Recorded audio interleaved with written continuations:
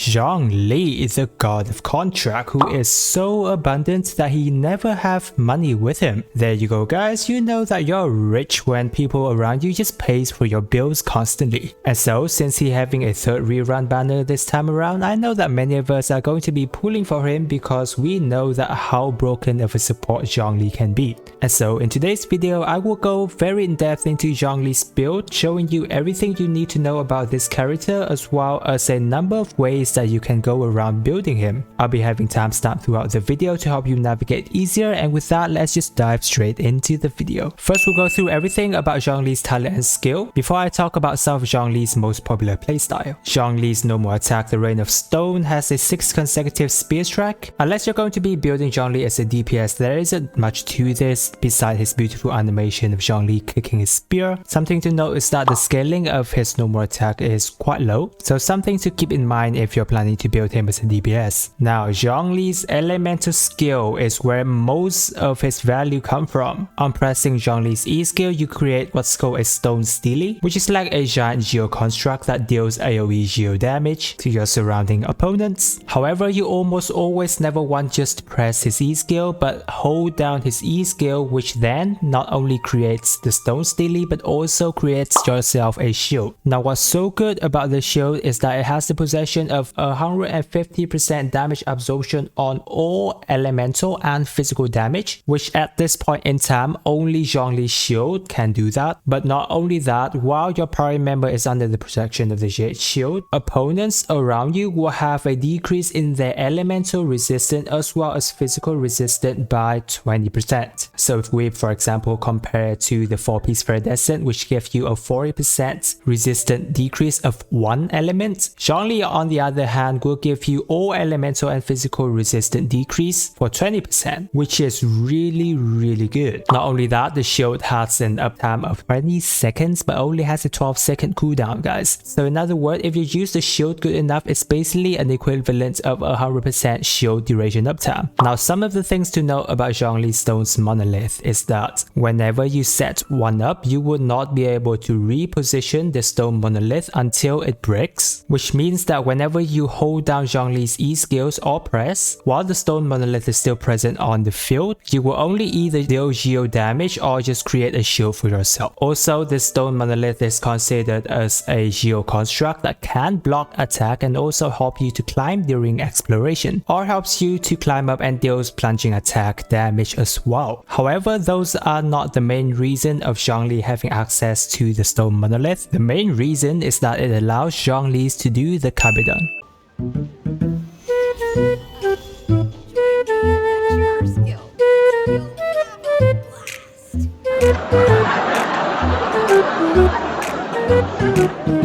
So this is what Zhongli is up to during his retirement years.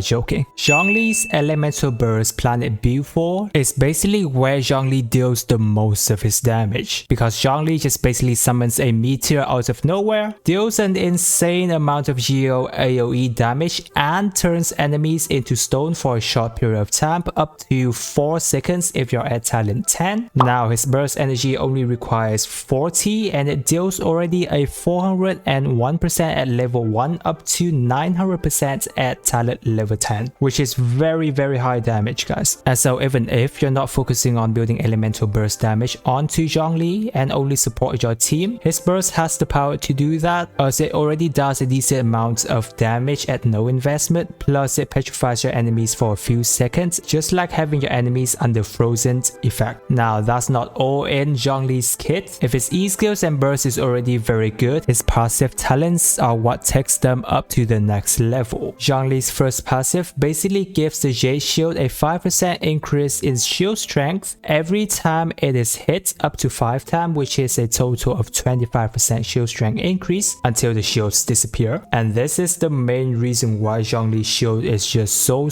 bulky, better than all other shields in the game up until this point. And Zhongli's passive talent 2 is what allows him to have more different playstyles than just being a shield support, which is that he deals bonus damage damage based on his max HP. The most noticeable being now is that his elemental burst damage is increased by 33% of his max HP. So for example, if we take Zhongli at 20k HP, that would mean that he is now dealing an additional 6600 bonus damage onto his burst. So those are some of the basics of Zhongli's skills and talents. Now we'll get into Zhongli's most popular playstyle, which is going to be the interesting part. The first and most popular playstyle which most of us are going to be playing is basically the shield bot support, in which you're just going to be focusing on building HP onto Zhongli to make the best shield possible. What's really good about this playstyle is that his shield is almost going to never break, but this also makes Zhongli very easy to fit in literally any team comp because he's just basically providing you the shield onto your gameplay so that your DPS character can focus on taking out your opponent without getting killed. It's also super free to play friendly because you would just be focusing on getting Zhongli HP stats without needing to worry about getting any crit or attack percentage. The only downside is that his damage output from his burst will not be as good because you will almost never crit from his burst, and also the burst damage output is obviously lower than other builds. The next popular Zhongli build is going to be the elemental burst support build. This is where you'll be seeing a lot of Zhongli runs dealing insane amount of burst damage, simply because now all of your builds are focusing on increasing Zhongli's burst damage, plus he has his passive talent too, increasing Zhongli's burst damage by 33% of his max HP. And so unlike the shield support build, you will have to focus building his crit and shield damage this time around. And also do note that his shield is going to be relatively weaker than the shield support option, but if you're good with iframing and dodging, then it's not going to be too much of a big deal because his shield has really low cooldown. The only thing to note about Zhongli burst playstyle is that his burst animation is one of the longest in the game, and especially if you're going into the abyss where every single second matters, you will have to keep in mind how much you're going to be spamming Zhongli's burst. And then the third option for Zhongli is going to be a physical carry. This playstyle is basically for Zhongli's lovers because many of the time you've already got many other better DPS on the team. However, due to Zhongli's passive talent 2 increasing his normal attack based on his max HP as well, this makes a physical Zhongli very viable. And furthermore, it's also very free to play friendly because you've got the Crescent Pike that is very good for a physical build, and the huge damage that he gets from his elemental burst as well as his Jade Shield covering him from attack. It's just make things a lot easier for Zhongli as a DPS. As for talent priorities, if you're building Zhongli as a shield support, then you focus on his elemental skills, then his burst, and after, if you want, you can level up his normal attack, but I usually just leave it on talent level 1. If you're building Zhongli as burst DPS, then obviously you'll be focusing on his burst talent first, and then his E skills for his shield, and finally his normal attack. However, if you're going with Zhongli's DPS, then try to level up a little bit of his normal attack first, and then to his burst, and after that his E skills. Moving on to Zhongli's best weapon. He has a lot of options. Zhongli's best option at this point in time for all of his playstyle is going to be the Staff of Homa, simply because of such a high crit damage that it gives, but not only that, the most important thing is that it gives Zhongli HP passive increase. But not only that, Staff of Homa give you an extra damage increase if your health is under 50%, which makes it an all-round best option for Zhongli. Next in line is going to be the Jade Spear. It's the second best option for Zhongli's support, however it's the best option if you're running Zhongli as a DPS, simply because of the passive really benefits off of Zhongli being on field, as well as it gives Zhongli a decent amount of crit rate. Now you might be wondering where is Zhongli's Vortex Vanquisher is going to be. Unfortunately, from the moment Staff of Homa and Jade Spear came out, the spear has declined in usage because even though it's a weapon that's made for Zhongli from the aesthetic perspective to the passive, with it being a weapon that only focuses on giving you attack, it really falls behind the option like Staff of Homa, simply because Homa gives Zhongli a lot of HP increase, just benefiting him a lot more. However, the Vortex Spear is still really good, so you can still use it if you have it on Zhongli. Next, the new poem Calamity Queller is also a very good option because of such high attack damage and passive that it gives. And then there's also an option of the Skyward Spine, which gears a little bit more towards support Zhongli because it gives Zhongli a little bit of energy recharge, which provides Zhongli a little bit more burst time. Next is going to be the the 4-star and the free-to-play option for Zhongli, the deathmatch in the battle pass is a really good spear, which gives him a lot of crit rate and very decent attack bonus passive. Also, if you got the lithic spear, it's going to be the best 4-star option for Zhongli. However, it's really hard because it's very limited in the gacha option at this point. For support Zhongli, you also have the Favonius Lance option that gives him a lot of energy recharge. And if you really want to build a very high HP shield, then the Black Tassel is going to be the best option, because even though it's only a 3-star option, it gives Zhongli an insane amount of HP increase. And then as we know, for a physical carry Zhongli, you can have the Crescent Pike for the free-to-play. Now moving on to artifact option for Zhongli. This is very dependent on what style you're going to be building Zhongli. If you're going with a shield support option, then you've got the Tenacity of Millilith. Best option because the passive 4-piece is very easy to trigger, plus it gives Zhongli HP as well as shield strength increase from the 4-piece option. Either that or you also have the Noblesse Oblige, which gives Zhongli a little bit more elemental burst damage as well as enhancing your team with attack bonus, because Zhongli has really low energy cost burst, so he can basically very effectively use this set. As for artifact stats for Zhongli's full shield support option, you will be focusing on all HP across your Sands, Cup and Circlet. For the burst support Zhongli option, again the Noblesse Oblige is a very good option because it gives elemental burst damage and your team attack increase. However, a better set if you want to focus on burst damage only is going to be the 2-piece Archaic Petra and 2-piece Noblesse Oblige, because you get a geo damage bonus and the elemental burst damage bonus from this 2-piece set. As for artifact stats for Zhongli's burst support build, your Sand normally will still be HP, the Cup will be focusing on geo damage, and Circlet is going to be crit rate or crit damage depending on what you're missing. Moving on to physical carry, the Pale Flame set is Zhongli's best option because its E skill is very easy to trigger its 4-piece bonus, or you can go with 2-piece Pale Flame and 2-piece Bloodstain. For the artifact stats, you can run an attack Sans this time around, Cup will be on physical damage, and the Circlet as always will be on crit.